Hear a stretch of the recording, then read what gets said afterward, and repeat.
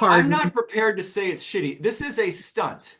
It is a stunt. That's the whole thing. It is a stunt. Yeah. It is a very well executed stunt for people who will notice all the little details they put in this movie to make you think about Rock Hudson and Doris Day movies from the 60s, like the thrill of it all, blah, blah, blah, blah, blah. It's art direction porn. They even mentioned it in the lyrics. It is Peyton RTeed. But there's still, but just like the last one, there's still something. There's still something off here, though. But the thing is, it's like that's you watch stuff like Pillow Talk and things. You see Pillow Talk or films like that from this era. Everyone's talking at once. The thing is, the tone is just perfect. Doesn't have a heart. It actually nails the tone down. I'm with Jim. It's very, I'm with Jim. Totally. This film is what very did Jim say? He said this movie doesn't have a heart, and I think that's true. Of course it does. Chris doesn't have a heart. Oh, Chris doesn't have a heart. Well, I don't think his movie has a heart. Yeah, I think it's like 60. I think it's like 60% too campy. It's like, oh, we love these kind of movies. But it's like, do you? Because you're not at first it was a parody of Mad Men. Okay, I was going to say, but before this thing actually started, you should try not to use the words campy or kitschy because those are the words that work. Yeah, but those deaden the discussion of the thing. I don't think so, Scott. They're put downs. They're put downs. I did because this movie is putting that down. It is putting. Are you saying this film isn't sincere? 100%, 100,000. No, this film is putting that kind of movie in a box. And kind of pointing at it and going, "Ha ha! Look at this." Okay, that's rather yes, and I agree. And it's not. I don't think this movie is saying. I'm not prepared to go there. I think this movie thinks that it loves these movies, but it doesn't really. It doesn't quite. It doesn't quite. This film really loves those movies, and it reproduced it perfectly. It's overdone though. It's every musical cue and every performance is like kitschy. If it was too much. It's too turned much. up to like 11. So much yelling. Jesus Christ. I do think the music is too much. I'm with you up to a point, Scott. I agree with you on everything. From the aesthetic, like the tone, the aesthetic, the bouncy, like except that at its core, the plot is a 20th century. There's a lot of late 20th century cynicism crammed into this thing that looks and feels exactly like one of those doors. Okay, here. You know what? No, cynicism? Do you think there's cynicism in it? Give me an example, Chris. Give me an example, Chris. Well, I'll give you an example. It's all like it's got this sort of weird battle of the sexes thing. Right. Everybody in this movie lies to each other. That's like a comedy angle. Like it's just it's overplotted, right? It's just like by the time you get to the end and she's doing her little speech to him where it's like, oh, I've actually been your secretary and you didn't even fucking know, like all like there's it was too much. I will agree with that. Those movies from the 60s, and I remember like the one I like the most is the one where I think it's Doris Day. She gets really famous, but she's married to Rock Hudson. And at some point, he drives the car into a swimming pool full of dish soap or something. The thrill of it all. Yeah. Yeah. I think so. Like that movie was. That movie had more heart. I think this movie doesn't really have a lot of heart, but it has what Jim said. What Jim said. I think this movie is too concerned with being, this is just like an old movie. Yes. Exactly. When you watch one of those actual films, they're trying to make everything land. They're trying to make the scenes land. And these don't land because it's also, I'm in a funny old movie kind of. So I'm going to take it even further, and I'm going to pick on you in particular here, because I think you're exactly right, John. And I think, again, Renee is such a good actress that even here, I kind of believe her. However, Ewan is doing everything like, I know I'm in this kind of, like, it's so over. Yeah, I know I'm in this kind of movie. Like, if he was really the smarmy guy that he's supposed to be in this movie, we would have bought it. But he's saying, I know I'm supposed to be that guy, so I'm going to try and play a guy playing that guy. Jared, I'm behind you. I think you actually discovered the real flaw in this thing is that Ewan McGregor, although he's a great actor, is about 80 or 90% in this film. He's not committed. I think he's 160% in this. Right. I would say he's doing a kitschy, sorry, I know you don't want that word, but he's doing like a, too late. He's doing a weird interpretation. He's not being honest is what he's doing. A take. He's doing a take of this character from the 60s. But that pops through the screen, though. He's not fully committed as everybody else is. These two are not doing. These two. However, David Hyde Pierce. David Hyde Pierce is. What, Jim? The Frasier episode. It's just He's kind of doing Frasier. He's a joy. He's absolutely great. He's doing Tony Randall from all those movies. No, but also to see he's the Tony Randall character. And Tony Randall's in this movie. He's the Tony Randall character. Yeah, I love Sarah Paulson. I think she's great. Is so good in this. I forgot she was in it. She's committed. She actually me too, Chris. I forgot she was in it, and yeah, she's one of the better things. The supporting characters are better than the leads in this. 7 and 9 is great in this film. Yeah, she's really good, Jerry Ryan. Which I had no memory because didn't know who she was when I saw this. I know, movie. it's like, hey, wow, that's tertiary adjunct. Exactly. This is Ewan McGregor, right? This is the core of his performance right here. Yeah. You know that did anyone here see Pillow Talk? And because actually see Pillow Talk better. No, I won't. This is the same plot as Pillow Talk, except the thing is that Rock Hudson got stayed through the party line, started pretending he was like this Texas oil guy when he was actually. That's the whole turnaround thing is basically swiped from Pillow Talk in this film. And as convoluted as this plot turns out to be with Renee Zellweger's huge reveal where it's like, you didn't get me, I got you. That monologue is amazing. How long? I wanted to get a stopwatch. How long does she talk in that scene? It's hysterical. Too long. No, I thought it was funny. That's the joke. That's the joke. It's like you think she's going to stop, and she just takes a breath and keeps going. But that's a typical for this era of this kind of comedy. Big, long expositions at the end. It's explain everything. They go 5 times longer than you'd think. To tie a bow on it, and this one's too complicated. It's like there's long conversations at the end of every movie. Yeah, but it works in those. It does. Of things like how to succeed at business without really trying. I keep coming back to this background here. The only Rock Hudson Doris Day movie I ever saw, and I saw it in the theater when it came out, which is like really old, is with Six You Get Egg Roll, where they're already married at that point. Oh yeah. So there was less of all this battle of the sexes and of the sexes. Plus, I really think that James Thurber did the battle of the sexes much better and much more honestly. Anyway, coming back to this set of her apartment that they just gave her in New York, that's got a 30,000 square foot living room with a fireplace in it. The thing is, the point you're making about this being over the top and kitsch and like trying to subtly make fun of the thing is all in the art direction.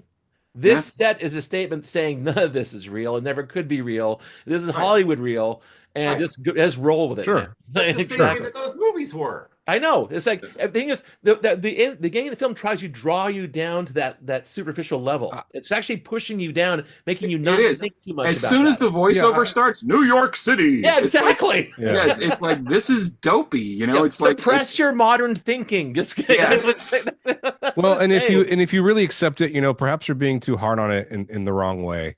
Because if you really accept it for what it is, it's possibly a great success and just maybe not to all of our tastes. I mean, Jared, I did get with it about halfway in. I started to actually forget all the things that were bugging me about it and kind of get hooked into the story. Well, I mean, think about the end where they essentially are carried off in a helicopter on the ropes. I mean, are they going to go all the way to Mexico hanging from it's fucking ridiculous. Of course, Las Vegas, That happened at the end of that new rom-com with unfortunately, that was Barbie did it better. That was a disaster. Yeah. But Barbie did it better.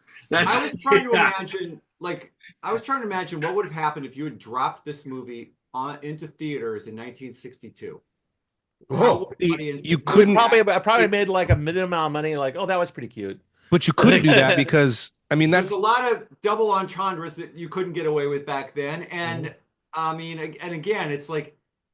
I'm trying to. I wish I could articulate better that at its core, this movie's version of Battle of the Sexes is more not hostile, thinly veiled hostility. Yes, and that's what that's why I feel like it's a miss, Chris, because it's like I wish everybody who claimed to love those kind of movies really did, and just took it down and just tried to make one of those movies sincerely.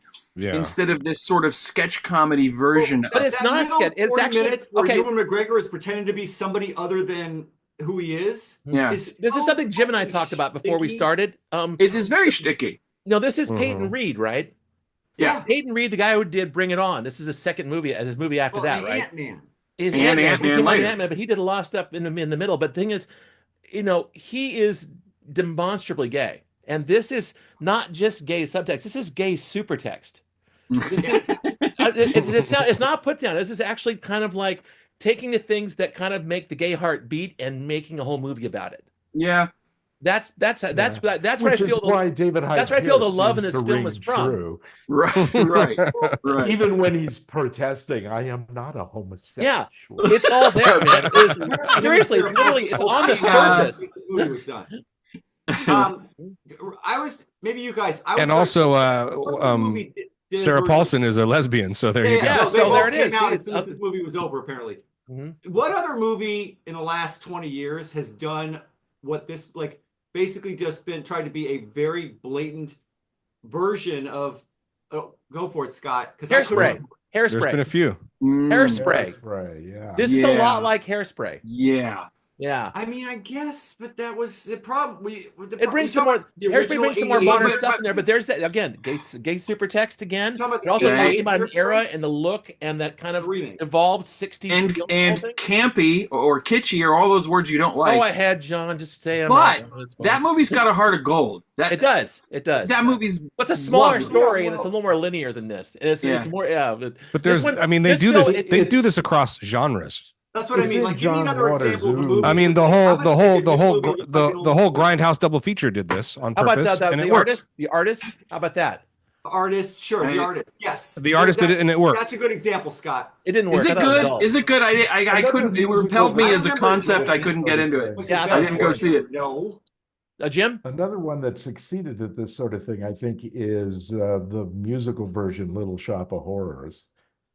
Oh, you mean the movie is version? Also based on a Corman film. Yeah, it works. So it's riffing on that, but it does it with more heart, I think. Than maybe I don't know if the artist. Yeah, Little Shop of Horrors is a good movie. That's a good movie. You'll be a dance. Frank Oz, right? Suddenly, this could have been a musical, but it wasn't. It was at the very end in the credits, which is actually one of the best. Showed you what one of the better parts of the whole movie. Well, look, they tacked that on because you had just come off of Mulan and she just come off of Chicago. Right. They were like, it'd be stupid for us not to do a song and dance number. They probably should have done it all the way through. Yeah, they should have. Yeah. They were actually Moulin Rouge is a better. I think it's actually. I'm trying to think of other movies that do that. That do this. But I mean, Moulin Rouge is doing this weird sort of mixing the present with 19th century Paris. So with the song choices. That film was like psychedelic. It's like a whole different thing. That's indeed. But golly, where we at? Psychedelic without the acid. I think I'm closer to where Scott is with this, where I think it checks a bunch of there's a labor of love on 6 of 7 boxes, but the 7th box for me is the plot and I guess some of the performances. Yeah, they were off. They were a little off. It's a swing and a miss, but I just like the other one. It's not boring. It's not boring. Let me try to encapsulate. I think we're trying to say, Chris, is that they're trying to recapture a sincerity that was real in the 1960s, but isn't anymore. Correct. Trying to recapture the feeling. It's just not possible. And in particular, Ewan McGregor didn't get the same direction or is not on the same page as the rest of the cast who is that too. He's doing his own version of I know what this film needs. I know what this character is, and it just doesn't quite work. To your point, if they had done it, version of the astronaut is so close to his version of the magazine story writer that it gets confusing, except for the phony southern accent. Yeah. That stuff bugged the shit. Well, you can tell because he's wearing glasses, Jim. Yes, of course. I know. He puts the glasses on. That's the Clark Kent. That's right. That's the good old Clark Kent. So, John, Scott, to your point. Clark Kent syndrome. To your point, if they had done it as sincerely as the movies in the 60s had done it, but released it in 2003 when this came out, would anybody have bought it? No, that's a problem. Well, that's the thing is, that's the good. I think it was a flop anyway. It was a tightrope act, man. That's the good question. That's the good question, Chris, because it has this objectivity of, or this hindsight 2020 vision. You can't, like somebody just said, what if this dropped in 62? If this dropped in 62, actually, this would be the most brilliant movie you've ever seen in your life, because you'd be making fun of something that is currently happening and no one would fucking have been ready for that shit. Probably not. Yeah. They'd be like, holy shit, you're fucking making fun of it? It's a fully complete genre statement. And everyone, even back then, developing the genre, they were like, oh. Now it doesn't work as much, but those are the right questions to ask. Like, that's true. Gays didn't exist, or a gay subtext sort of existed. Yeah. Douglas. Well, sure. I mean, they had gay subtext in, 30s, in the 30s and the 40s. But still, it was like an elbow. It's an elbow. Like, oh, you get it? Yeah. Pre-code, yeah. This one was almost on the surface. Very close. Right. Well, John, I'm about the same. Hold on, John. John, hypothetical statement on this? Or are you done? No, I kind of said what I needed to say. I was disappointed because I think there was two things happening for me. It was like I had a vague memory of the movie looking cool, because I love mid-century stuff. Oh God, yeah. I want to move into this. Stacked cast, great cast. And then there's sort of an online buzz about this movie being good. And so those three things coalesced in my mind, and I'm like, I should pick that. That's a good movie. And it's like, yeah, you know what? It's not It's a good movie to pick. I love they found these. But it's a good movie for discussion, because you guys are all talking at once. Again, both episodes this week. Well, we're obviously really excited about what we saw. Everybody's got something to say. All right, okay. Full thumbs this time. Here we go. Ready? Go. Oh, dude. Peyton RTeed set out to make a certain kind of film, and he did it. I knew you would like it, Scott. I said that about 10 minutes in. I go, you know who's going to like this? I said it to Sheila. You know who's going to like this? I appreciate what he's trying to say here. That's the thing.